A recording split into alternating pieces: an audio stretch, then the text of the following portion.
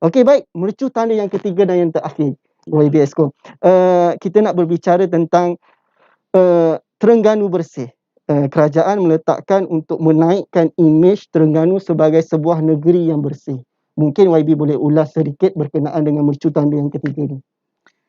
Ya, terima kasih dalam berita. Memang antara yang kita buat ni, bersih suci ni adalah tuntutan dalam agama kita sendiri. Walau kita kata kita ni Tuhan bagi rupa cantik, tapi kalau pengotor orang tak berkenan Betul. juga. Rupa cantik tapi pengotor kan. Tak nak. Walaupun kita kata tempat pelancongan kita tu okey, dia punya alam semula jadinya, air terjunnya lah. Tapi kalau sampah merata, orang tengok kotor, orang pun tak teringin nak datang. So faktor kebersihan ini ada satu elemen yang sangat penting dalam kehidupan kita. Bagi dalam Islam pun dia berkitab, mari taharah dulu, bersuci dulu. Itu betul-betul pentingnya. Elemen utama yang kita mesti terapkan sama dalam diri kita, rumah kita, kampung kita, ataupun negeri kita.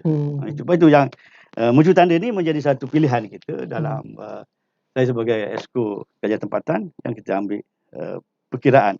Di antara yang kita nak capai ialah kita nak pastikan Terengganu ni biarlah. Walaupun sekarang ni pun kita dah dapat nombor jugalah 1, 2 kali bila Muni Net buat kajian tu, bahawa Terengganu negeri antara bandar yang bersih jugalah. Terengganu, Dungun dan sebagainya.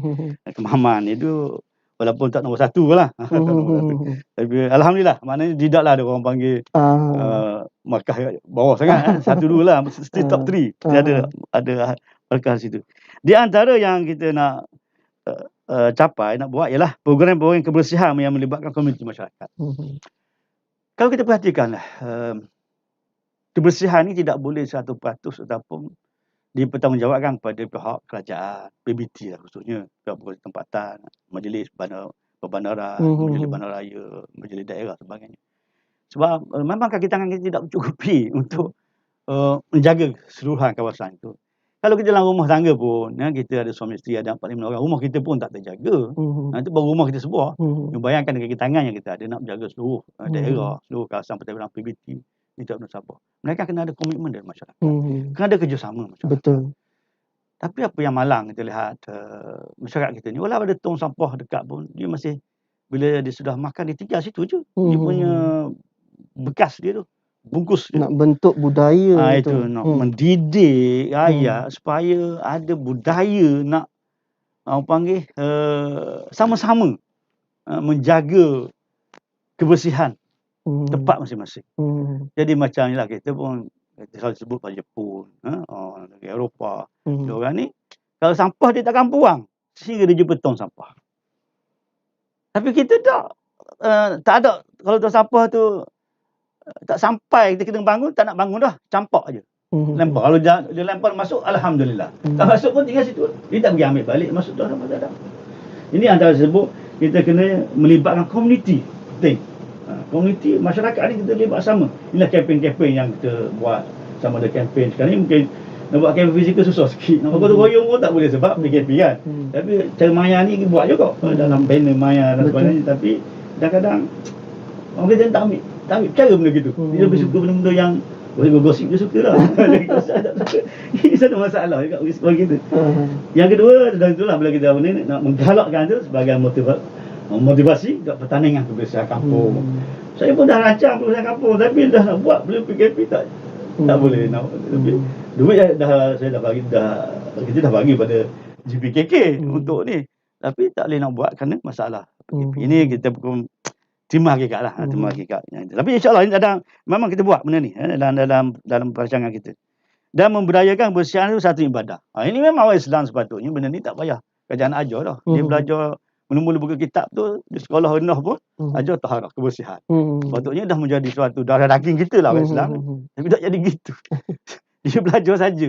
Belajar dia tak amal. So, kita boleh tengok lah kadang-kadang orang ni pun bawaan daripada rumah masing-masing. Orang yang jenis suka buang sampah merata ni, rumah dia pun sepah jugalah. Dia punya memang dibawa aja budaya tu buat keluar. Kita boleh nilai lah kalau orang jenis ni, ini lebih kurang rumah dia. Lepas tu kadang kita sedih juga, kita tengok contohnya, kita orang Islam. belajar dalam masjid, ajar kita jaga kebersihan, kesucian. Kita tengok masjid juga tak bersih juga, tanah masjid pun tak terjaga. Ini antara benda yang satu cabaran lah bagi saya untuk bagaimana nak educate, nak mendidik masyarakat ni supaya menjadikan menjaga kebersihan ini suatu budaya, suatu habit, habit lah sebut, satu amalan harian kita yang kita rasa tengok kotor tak boleh tengok. Macam ada orang Jepun dia mari, dia tengok sampah, dia tolong ambil je sebab dia negeri dia tak ada. So dia tengok ada, dia rasa tak boleh tengok, sakit mata gitu. Eyesore, dia tengok benda ada sampah, ikut ambil juga. Bukan kerja dia pun, dia bukan orang Malaysia, tapi oleh kerana itulah budaya di negeri dia. Bila dia tengok 4 orang pun ada sampah, dia pergi ambil. Tak ada tong sampah, dia pulang poket dia. Berkesan ni dah menjadi darah daging dia. Harap-harap kita rakyat Terengganu kita juga nak menjadikan rakyat Terengganu pun sebegitu. Gitulah kita nak. InsyaAllah. Menjadi darah daging mereka pun. Daya hidup kita. Tak boleh tengok sampah. Aku tak boleh tengok. Tak nak sampah-sampah, bukan sampah kita buang pun orang lain. Kita ambil dari tong sampah, tolong buang. Kalau ini dapat diamalkan, insyaAllah, alhamdulillah, bersih. Bersih negeri Terengganu. Dan yang keduanya, kita menubuhkan jawatan kuasa khusus yang bertindak bagi menangani isu berkaitan pengurusan kebersihan awam ni. Yang kita tubuh jawatan kuasa SEHAP. SEHAP. Bahasa tu, bahasa orang putih tu. State Environmental Health Action Plan. Ya, betul. Pelan tindakan kebersihan, kesihatan persekitaran negeri. Ini jawatan kuasa ni yang akan melaksanakan program kesihatan persekitaran. Ini kebersihan, ini kesihatan. Sebab dia kebersihan dan kesihatan ni dia interrelated, dia sangat hubung rapat. Kalau tak bersih, tak sihat lah. Bila tak bersih, nyamuknya ada, lalatnya ada, tikus, lipasnya ada, macam nak bersih. Sudah ini akan masuk dalam rumah kita. Lepas tu denggi, kenapa tak bersih? Kerana air bertakung dan sebagainya. Lepas tu typhoid sebenarnya berlalat banyak, sampah kata. Kolera sekarang dah kurang dah tahun ni. Dulu memang lalat antara ejen yang tu, lipas, tikus, macam-macam. Jadi itu dia kata hubungan antara kebersihan dan kesihatan sangat penting. Jadi ini antara yang kita nak terapkan supaya agensi-agensi kerajaan, tadi sebut masyarakat kena terlibat. Ini sebenarnya yang utama, masyarakat kena terlibat. Tapi agensi-agensi kerajaan akan membantu. Antaranya lah bab berkuasa tempatan, sebutlah majlis berbandaran, majlis bandaraya, majlis daerah. Ini akan jadi sebagai ejen kerajaan yang akan menguruskan gotong royong dan kebersihan dan sebagainya. Tapi bukan ke 100% duduk ni dia. Kalau tak ada kerjasama ramai, dia takkan berjaya. Memerlukan kerjasama semua pihak. Semua. Pejabat kesihatan daerah. Pejabat kesihatan daerah memang dia ada unit kesihatan persekitaran. Dia ada kos unit kesihatan persekitaran yang environmental health ni, dia untuk jaga kebersihan di kawasan kampung dan sebagainya, dan juga alam sekitar. Ini antara saya sebut jabatan-jabatan penting yang akan terlibat sama dalam SEHAP ni. Dari masyarakat, tapi jabatan-jabatan yang kita dah arahkan supaya menjadi penggerak utama dalam memastikan negeri Terengganu ini negeri yang bersih.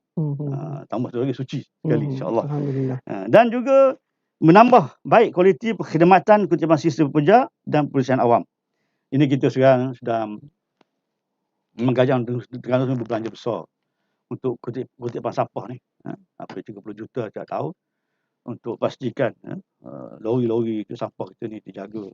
Dan juga tempat pembuangan sampah kita. Ini ada lagi kita nak naik taraf di Sungai Ikan sekarang. Dah banyak sangat.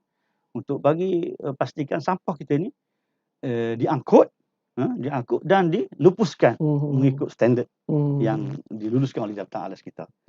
Ini satu cabaran sebenarnya bagi saya, satu cabaran yang besar. Sebab untuk menyediakan satu tapak sampah yang standard atau sanitary landfill ni, dia kosnya tinggi dan memerlukan tanah yang cukup besar.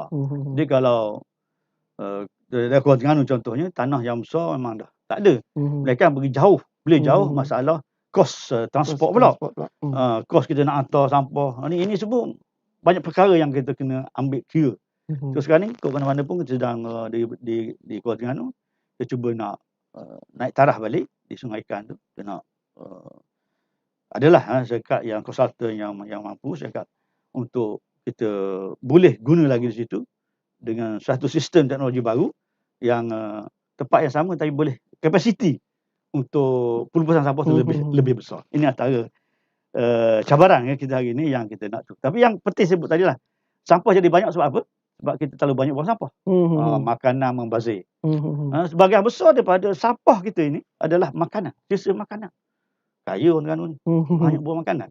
Hotel satu hal, restoran, rumah pun banyak buang makanan. Makanan membazir tak habis. Ini dilarang oleh Islam membazir. Beli makanan cukup-cukup lah. Jadi bila kita buang benda ni lah, antara kita kena ingat, kos pelupusan ni dia ada kos dia. Saya pengangkutan buat pelupusan, kita ada beberapa kos yang kerajaan kena tanggung. Sekarang ni juga itu nak ambil dah. Itu yang kerajaan keluar yang peruntukan. Tapi dia ada kos yang besar. Pelupusan sampah satu kos yang besar. Jadi kalau semua bertanggungjawab menghasilkan sampah, mengurangkan sampah, guna recycle punya barang, jangan guna single use plastik, dan makanan tu beli cukup-cukup, jangan membazir makan. Dah beli makan habis-habis dah. Biar proses ikut tubuh kita. Jangan beli 10 raju, 10 sumpit kan. Kita makan 2, lapang kita buang.